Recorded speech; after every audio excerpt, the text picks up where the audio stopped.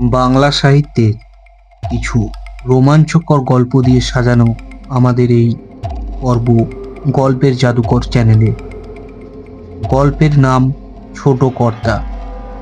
শরদিন্দু বন্দ্যোপাধ্যায়ের অলৌকিক গল্প সমগ্র বই থেকে নেওয়া গল্প ছোট কর্তা। শুরু হচ্ছে আজকের গল্প ছোট কর্তা।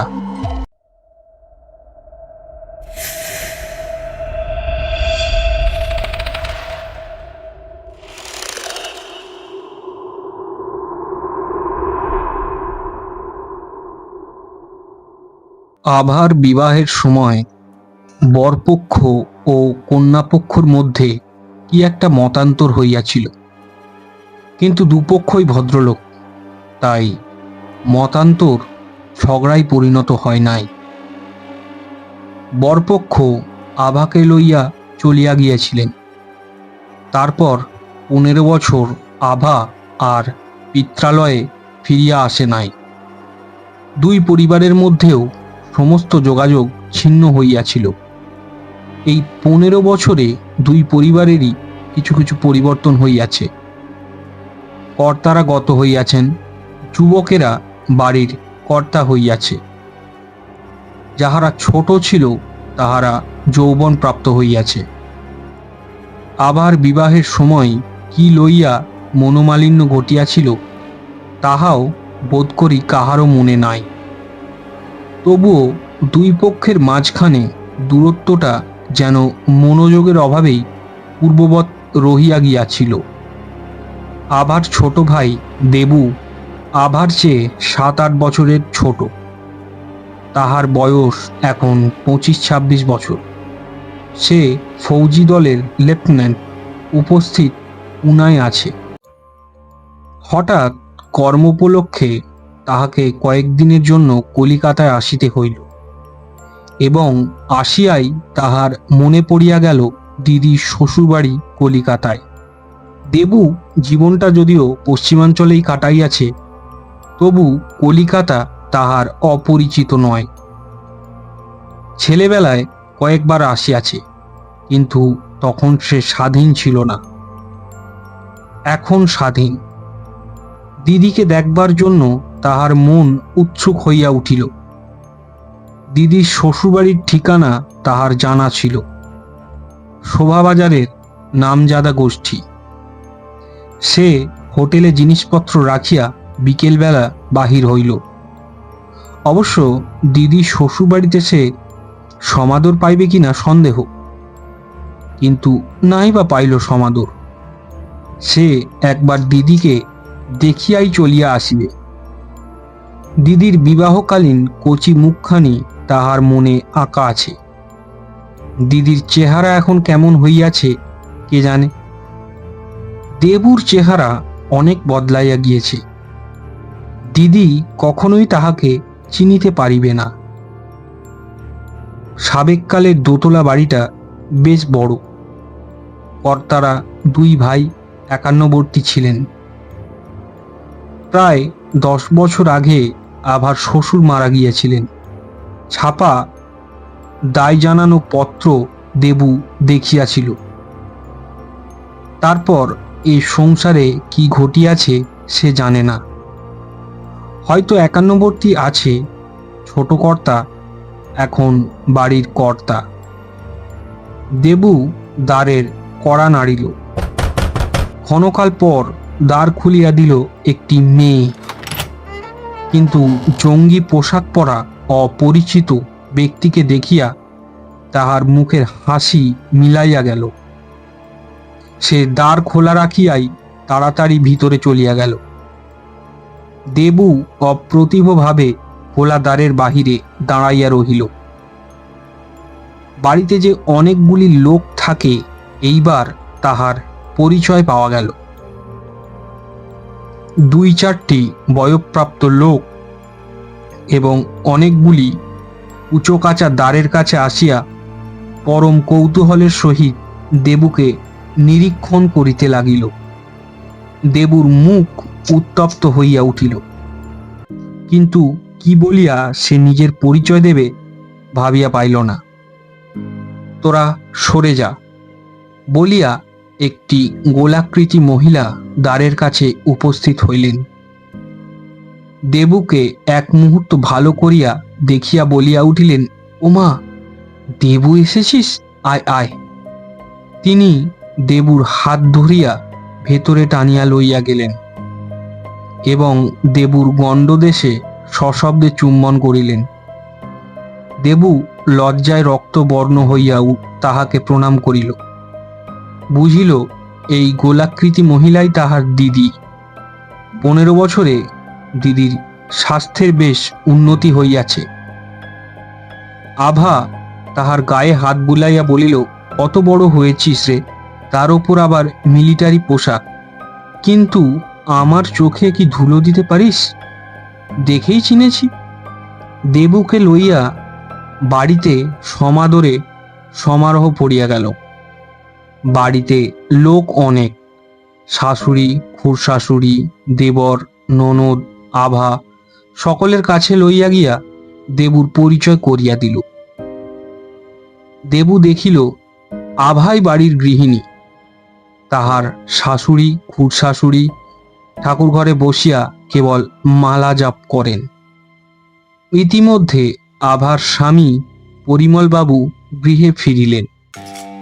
ইনি হাইকোর্টের উকিল, ভারী মজলিস লোক। তিনি দেবুকে লইয়া মহানন্দে রঙ্গরসিকতা শুরু করিয়া দিলেন। দেবু অবাক হইয়া ভাবিতে লাগিল, এমন লোকগুলোর সঙ্গে এতদিন বিচ্ছেদ ছিল কি জন্যে? গল্প করিতে করিতে সন্ধ্যা হইয়া গেল। আভা আসিয়া বলিল, দেবু, আজ তুই যেতে পারবি না। রাত্রিরে খাওয়া দাওয়া করে এখানে শুইয়া থাকবি, কাল সকালে যেখানে ইচ্ছে যাস। দেবু কুণ্ঠিত হইয়া বলিল, কিন্তু তোমাদের অসুবিধা হবে? কিছু অসুবিধা হবে না। আভা স্বামীর দিকে চাহিয়া বলিল, ওপরে ছোট ঠাকুরের ঘরে দেবুর শোবার ব্যবস্থা করি। পরিমলবাবু চকিত হইয়া বলিলেন, বেশ তো। স্বামী স্ত্রীর চোখে চোখে কি একটা ইঙ্গিত খেলিয়া গেল, দেবু ধরিতে পারিল না। সে বলিল, কিন্তু জামা কাপড় যে কিছুই আনিনি। আভা বলিল, বাথরুমে জামা কাপড় রেখেছি, তুই যা, তোর মিলিটারি পোশাক ছেড়ে পরে নে। দেবু বাথরুমে চলিয়া গেল। মুখ হাত ধুইয়া সাদা জামা কাপড় পরিয়া যখন ফিরিয়া আসিল, তখন দেখিল দিদি জামাইবাবুর সঙ্গে চুপি চুপি কি কথা বলিতেছে। সে আসিতেই দিদি হাসি মুখে উঠিয়া চলিয়া গেল। যে মেয়েটি দেবুকে দ্বার খুলিয়া দিয়েছিল, সে বসিবার ঘরে আসিয়া চা জলখাবার দিয়া গেল। মেয়েটির বয়স 17 কি 18, রং ফর্সা, ভাষা ভাষা হাসি ভরা চোখ। পরিমলবাবু বলিলেন, আমার খুড়তো বোন রানী। গল্প করিতে করিতে অনেক রাত হইয়া গেল। তখন পরিমলবাবু দেবুকে লইয়া রান্নাঘরে খাইতে বসিলেন। রানী লুচি বেলিয়া দিতেছে। আবার গরম গরম লুচি ভাজিয়া পাতে দিতে লাগিল। দেবু রানীর লুচি বেলা দেখিতে দেখিতে মনে মনে ভাবিল, বেশ মেয়েটা। আহারের পর মুখ ধুইতে ধুইতে দেবু শুনিতে পাইল দিদি খাটো গলায় রানীকে বলিতেছে, ওপরে যা, ছোট ঠাকুরকে বল আমার ভাই এসেছে, আজ রাত্রিরের জন্য ঘরটা যেন ছেড়ে দেন। শুনিয়া দেবু বুঝিল তাহার জন্য কোনো বৃদ্ধকে কক্ষচ্যুত করা হইতেছে। সে মনে মনে অস্বাচ্ছন্দ্য বোধ করিল, কিন্তু এখন আর আপত্তি করিয়া লাভ নাই। রানী সিঁড়ি দিয়া ওপরে উঠিয়া গেল এবং পরক্ষণেই নামিয়া আসিয়া আভার দিকে ঘাড় নাড়িল। আভা বলিল, দেবু, রাত হয়েছে, শুয়ে পড় গিয়ে। আমি বাপু মোটা মানুষ, সিঁড়ি ভাঙিতে পারবো না। রানী, তুই আর একবার উপরে যা, দেবুকে ঘরটা দেখিয়ে দিয়ে আয়, লক্ষ্মীটি। রানী তখন দেবুর দিকে একবার কটাক্ষপাত করিয়া আবার সিঁড়ি দিয়া ওপরে উঠিতে লাগিল। দেবু তাহাকে অনুসরণ করিল। সিঁড়ি বেশি চওড়া নয়, অর্ধপথ উঠিয়া বিপরীত মুখে ঘুরিয়া গিয়াছে। দেবু অর্ধপথ উঠিয়া দেখিল একটি বৃদ্ধ ভদ্রলোক ওপর হইতে নামিয়া আসিতেছেন। রানী সিঁড়ির মাঝখানে চত্বরে দাঁড়িয়া পড়িল। দেবুও দাঁড়াইল। বৃদ্ধ ভদ্রলোকের গায়ে বেগুনি রঙের বালাপোষ, পায়ে কটকি চটি, মাথার চুল সাদা। স্বল্পালোকে মুখ চোখ ভালো দেখা গেল না।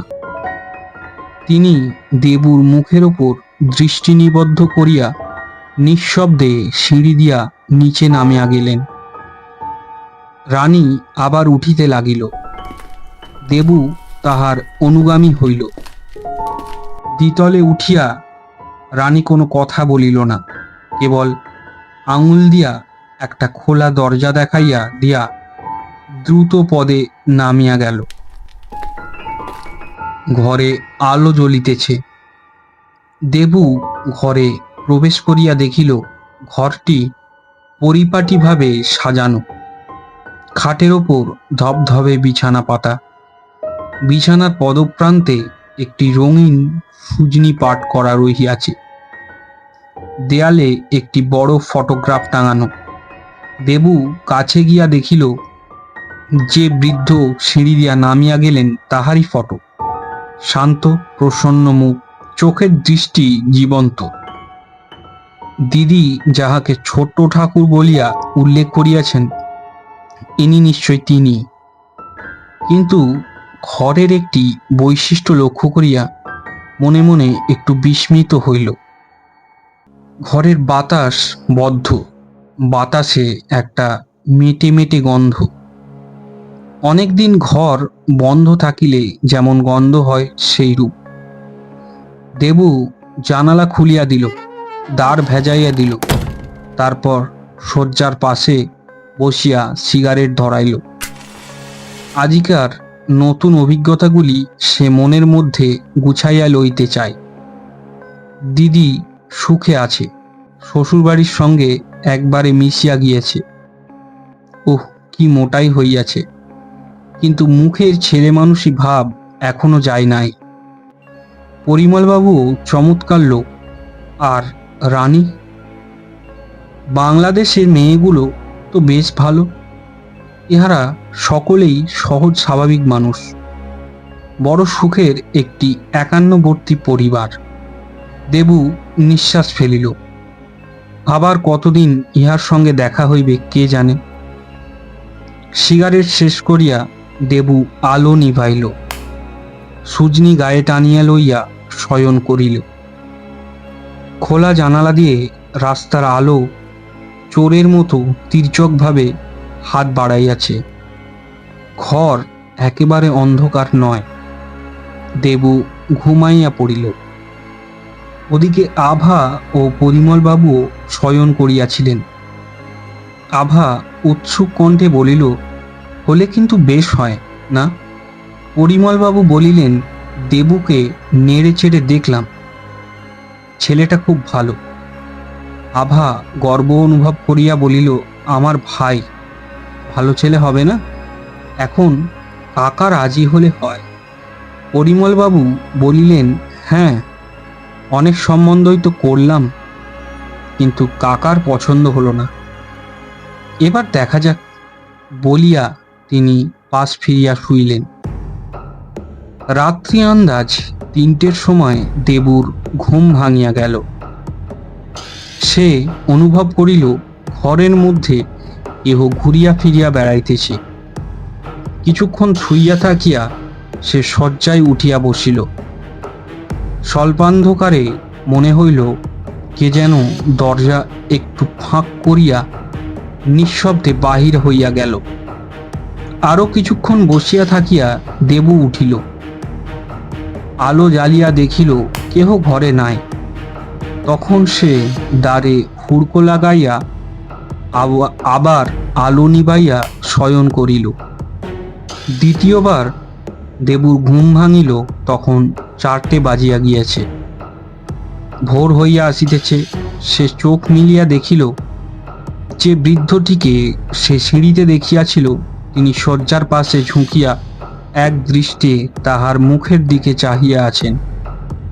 দেবু ধর্মর করিয়া উঠিয়া বসিতেই আর তাহাকে দেখিতে পাইল না। শয্যা হইতে নামিয়া দেবু সুইচ টিপিয়া আবার আলো জ্বালিল। ঘরে কেহ নাই। দরজার হুড়কো পূর্ববৎ লাগানো রহিয়াছে। দেবুর হঠাৎ গা ছমছম করিয়া উঠিল।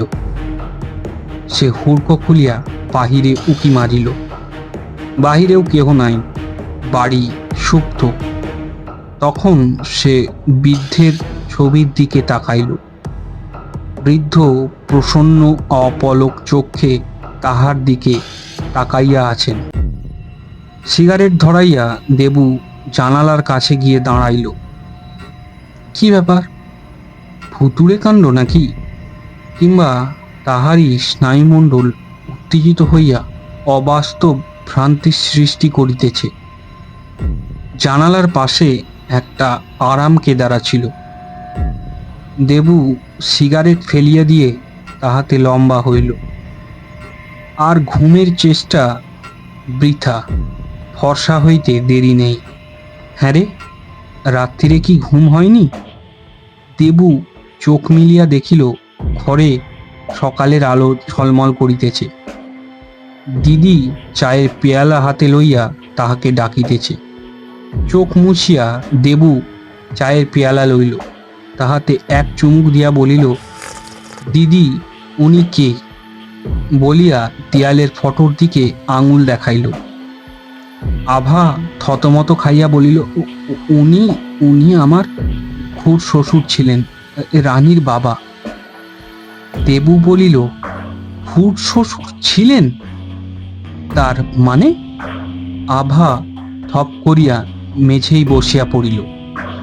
বলিল, 2 বছর আগে উনি মারা গেছেন। দেবু বলিয়া উঠিল, সে কি? ওকে যে আমি কাল রাত্রিরেও দেখেছি। দেখেছিস? আভা কিছুক্ষণ চাহিয়া থাকিয়া বলিল, মারা গেছেন বটে, কিন্তু উনি আছেন। এই ঘরটা ওরই ছিল, এই ঘরেই আছেন। কোনো গন্ডগোল নেই। বাড়িতে অতিথি এলে ওকে খবর দিলেই উনি ঘর ছেড়ে দেন। তা তুই ভয় পাসনি তো? দেবু বলিল, না, ভয় পাবো কেন? কিন্তু সত্যি আছেন, মানে সত্যি মারা গেছেন, আমি যে চোখে দেখলাম। আভা ধীরে ধীরে বলিল, আমরা সবাই চোখে দেখছি। ইচ্ছে করলেই উনি দেখা দিতে পারেন, তবে কথা বলেন না, ইশারায় নিজের কথা জানিয়ে দেন। মৃত্যুর আগে রানীর বিয়ে দেবার জন্য ব্যগ্র হয়েছিলেন, কিন্তু বিয়ে দিয়ে যেতে পারেননি। তারপর আমরা রানীর বিয়ের অনেক সম্বন্ধ এনেছি, কিন্তু ওর পছন্দ হচ্ছে না। দেবু কি বলিবে ভাবিয়া না পাইয়া বলিল, কি মুশকিল? আভা তখন উৎসুক হইয়া বলিল, আজ কাকা আমাদের জানিয়ে দিয়েছেন যে তোকে ওর খুব পছন্দ হয়েছে। তুই রানীকে বিয়ে করবি? কাকা জানিয়েছেন রানীর বিয়ে হলে উনি চলে যাবেন, আর এ বাড়িতে থাকবেন না। করবি বিয়ে? ভারী ভালো মেয়ে রে, অমন মেয়ে আজকালকার দিনে দেখা যায় না। দেবুর মাথাটা ঘুরপাক খাইতেছিল। সে দেওয়ালের দিকে চোখ তুলিল, দেখিল বৃদ্ধের জীবন্ত চোখে যেন একটু হাসি খেলা করিতেছে।